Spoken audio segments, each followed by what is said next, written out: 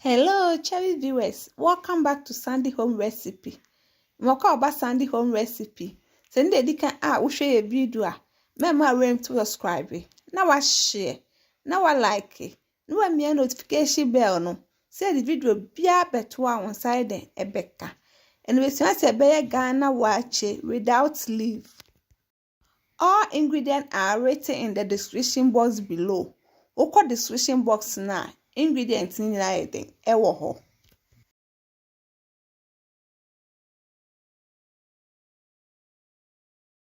Yes, start. We ye beans no. We tu ye emo a ebe yusu. Obe wohuru beans ne ho. Na wo de agu u sauce pan mu.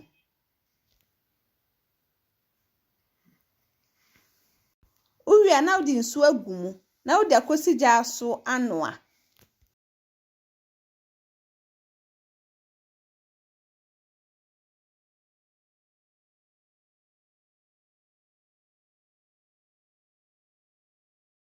Onu ase na sese eye enye se ma na bi mebre uwi na wa horo omo na wo de agum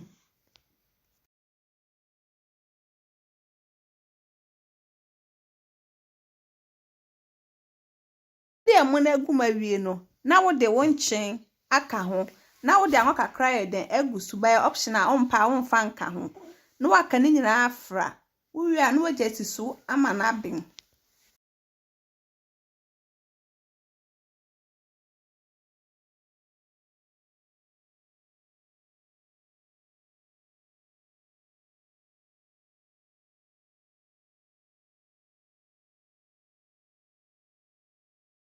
Wo ho a no wabie su no wanum se de ase e de enhye na ni nyina so be bempe.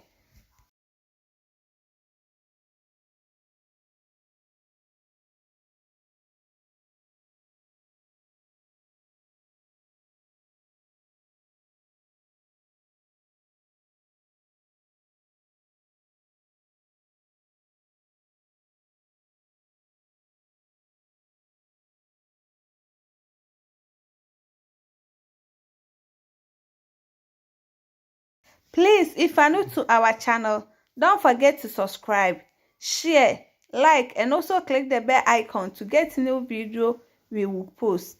Akakra na abeng.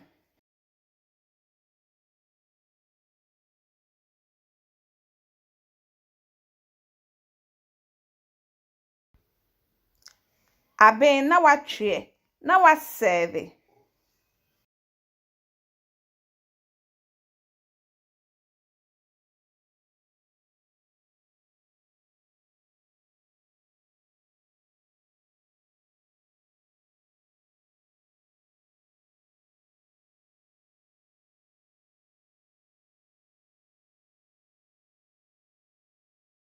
Now this is our Waakye without leaf.